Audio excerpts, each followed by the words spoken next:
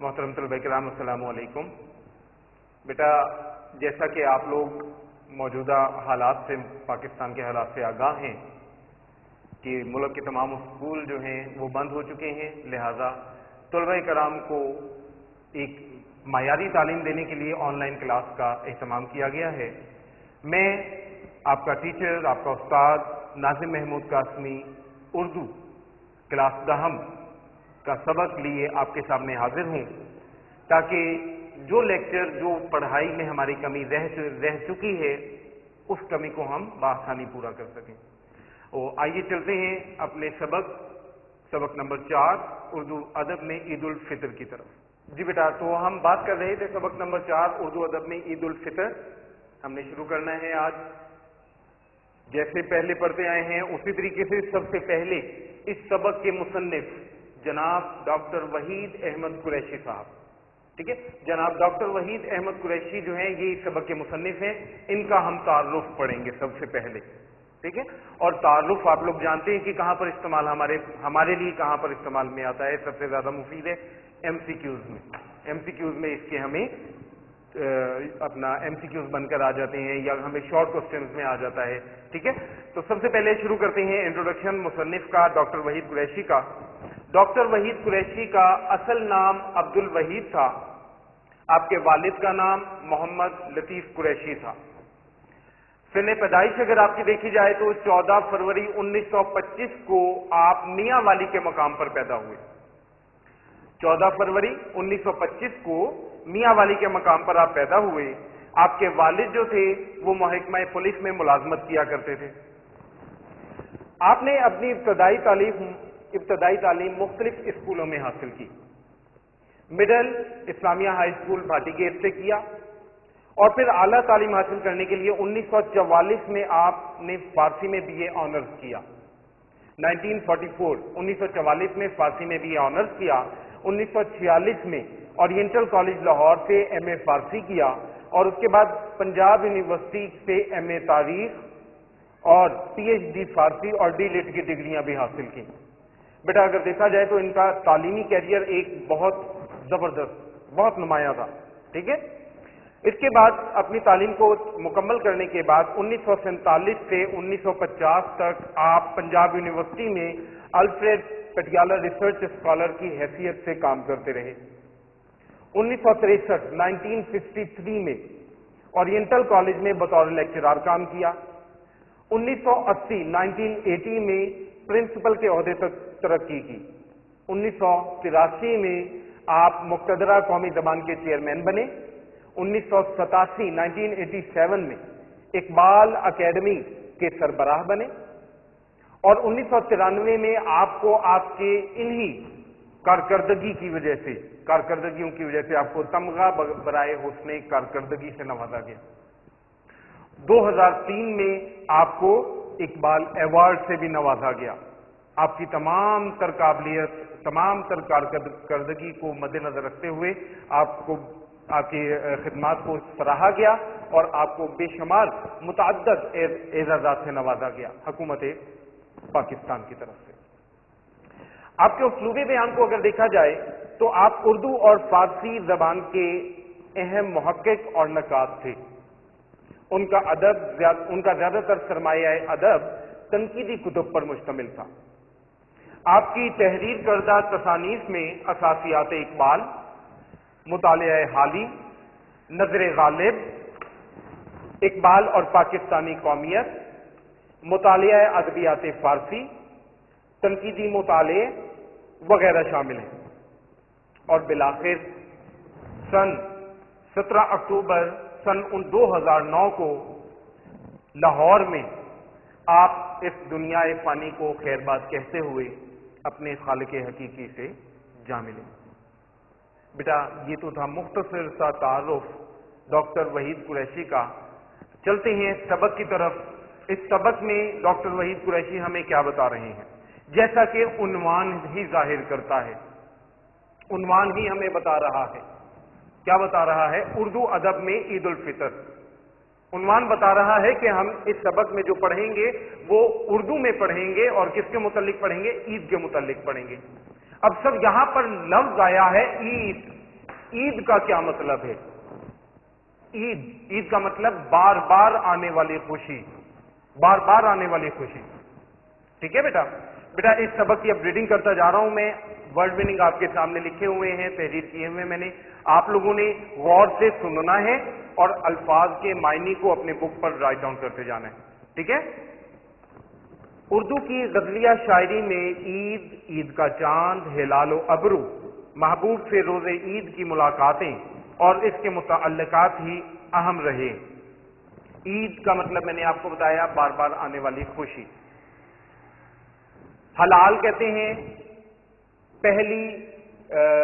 پہلی کا چاند، اور ابرو کہتے ہیں بھووں کو. بیٹا یہ آئی بروز جو آپ کے اوپر آنکھوں کے اوپر ہوتی ہیں نا، انہیں ابرو کہا جاتا ہے اردو میں. محبوب سے روز عید کی ملاقاتیں اور اس کے متعلقات ہی اہم رہے ہیں. متعلقات متعلق سے نکلا ہے، متعلق کا مطلب تعلق رکھنے والے. لیکن 1857 کی جنگ آزادی کے بعد جب اردو شاعری کی حدود میں وسعت پیدا ہوئی، وسعت پھیلاؤ،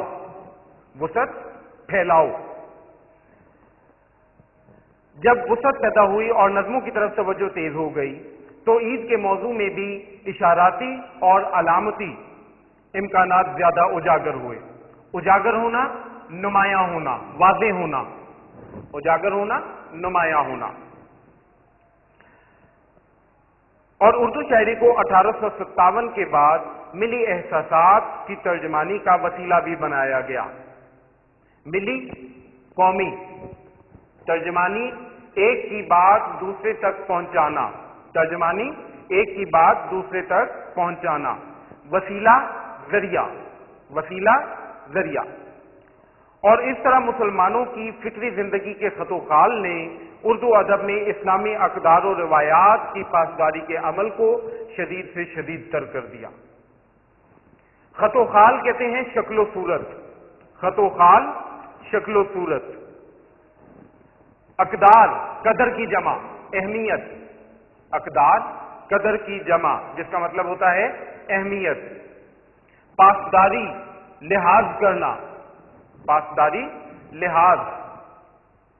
عید الفطر پر نظموں کی کثرت کا سبب بھی یہی ہے، اور شعراء و ادباء نے جب تخلیقی جوہر کے حوالے سے ان افکار کی پیشکش کا سامان فراہم کیا تو یہ موضوع کئی جہتوں میں پھیل گیا. کثرت، زیادتی، زیادہ ہونا. سبب، وجہ. جوہر، خوبی. جوہت کی جمع، جس کا مطلب سمتوں، ڈائریکشن انگلش میں جسے آپ کہتے ہیں بیٹا. عید کو محض خوشی یا عید کے چاند کو محض سال میں ایک بار جھلک دکھا کر غائب ہونے کے حوالے سے دیکھنے کے بجائے اسے مسلمانوں کی تہذیبی اور فکری زندگی کے وسیع تر جغرافیے سے ملا دیا گیا. محض صرف جھلک دکھانا، نمودار ہونا، واضح ہونا، جسے اس کے موضوعات میں نئی نئی باریکیاں پیدا کر کے اسے ادبی خوشی کے ملے جلے جذبات تک لے گئے. گلدستہ عید میں موضوعات صحن عیدگاہ میں ملاقات اور درون خانہ عید ملن تک محدود نہیں رہے، بلکہ جذبات کے وسیع تر رقبوں میں لا کر دکھایا گیا. درون خانہ، گھر کا اندرونی حصہ. درون خانہ، گھر کا اندرونی حصہ.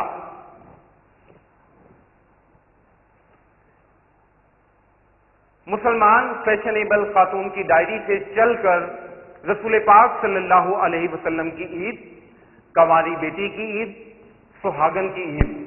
سہاگن کہتے ہیں بیٹا بیاہی عورت کو، وہ عورت جس کا نکاح ہوا ہو، جس کی شادی ہو چکی ہو. بچوں اور بڑوں کی عید، دو گانی عید. دو گانی مطلب دو قسم کی. دو گانی عید، دو قسم کی عید. ترکن ماما کی عید، عید اور قرض، عیدی. گھر کی مالکہ کی عید، رمضان اور خیرات، یتیموں کی عید تک. عید الفطر ہمیں متوسط طبقے اور غریب طبقے کے مسائل و حالات سے منسلک نظر آتی ہے۔ متوسط درمیانہ،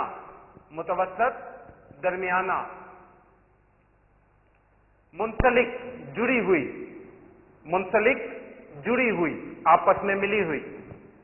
اس تمدنی پس منظر کے طفیل ایک وقتی جذبہ ہی جان نہیں بلکہ ایک تہذیبی اکائی بن کر ہماری معاشرتی زندگی میں بہت دور تک جاتی ہے۔ تمدنی تہذیب سے متعلق طفیل ذریعہ،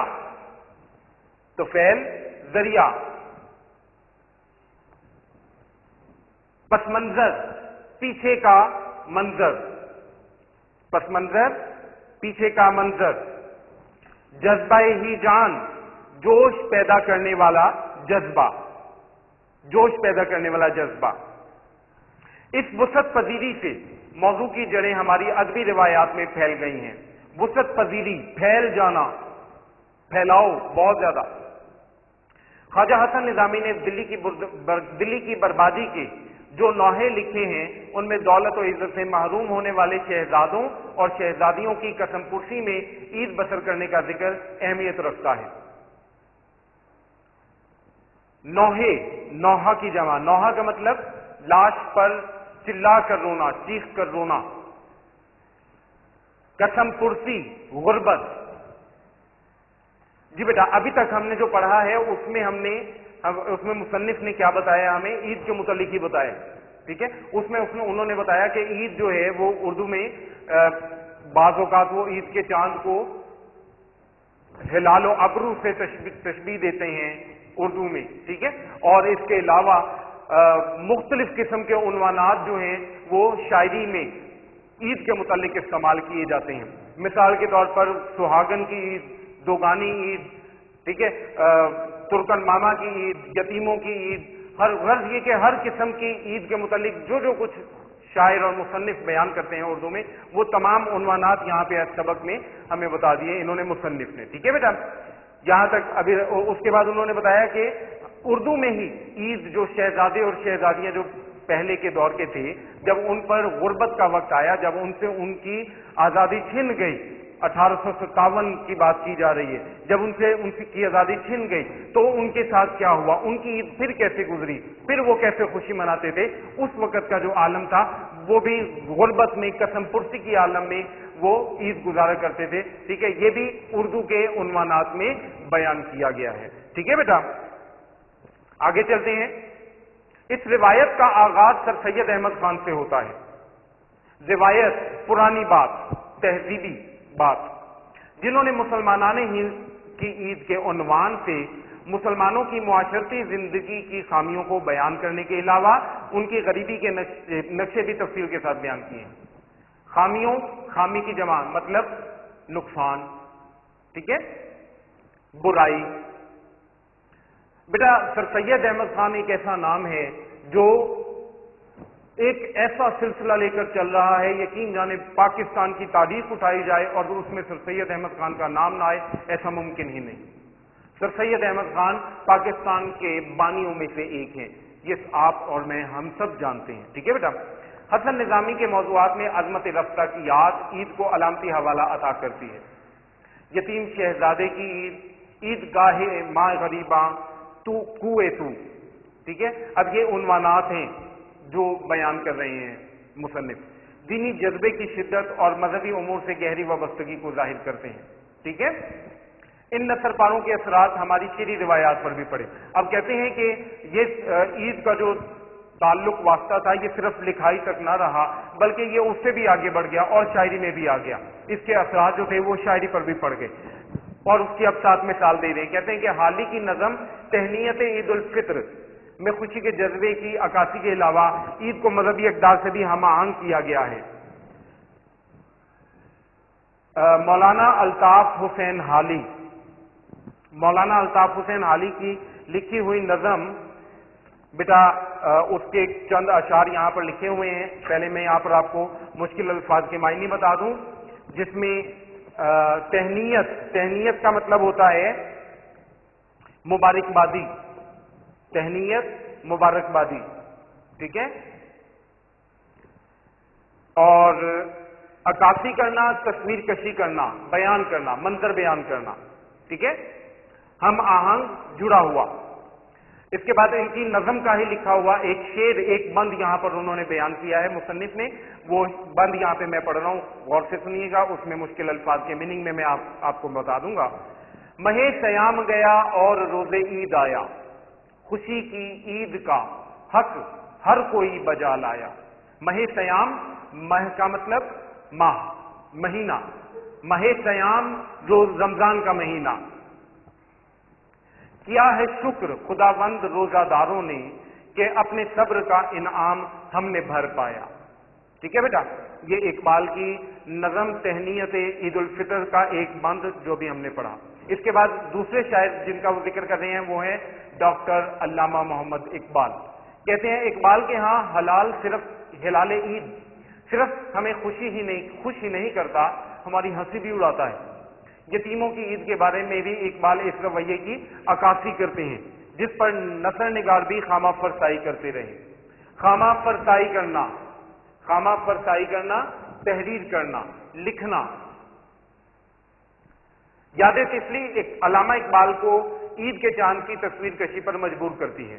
یاد طفلی، بچپن کی یاد، اور وہ منظر کشی والے رجحان کی طرف مائل ہو جاتے ہیں۔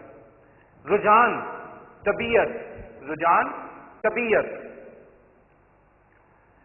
اور ان کا پھر ساتھ ہی ایک بند بیان کر رہے ہیں اقبال کا بھی، کہتے ہیں اے ماہ عید بے حجاب ہے تو، حسن خورشید کا جواب ہے تو۔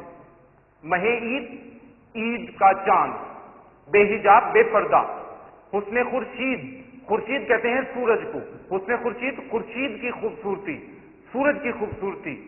تو کمندے غزال شادی ہے، لذت افزائے شور طفلی ہے۔ تو کمندے غزال شادی ہے، غزال کہتے ہیں ہرن کو، ٹھیک ہے، اور لذت افزائے شور طفلی ہے۔ بیٹا یہ اقبال کا شعر بند ایک بیان کیا ہوا ہے یہاں پر جو مصنف نے بیان کیا۔ آج انشاءاللہ تعالیٰ آج کے لیے ہمارا یہیں تک لیکچر ہے، کل انشاءاللہ تعالیٰ ہم اب اس چیپٹر کو کمپلیٹ بھی کریں گے، اس کا خلاصہ بھی انشاءاللہ تعالیٰ اس کے ساتھ اگر ٹائم مل گیا، وقت مل گیا تو وہ بھی کریں گے لازمی۔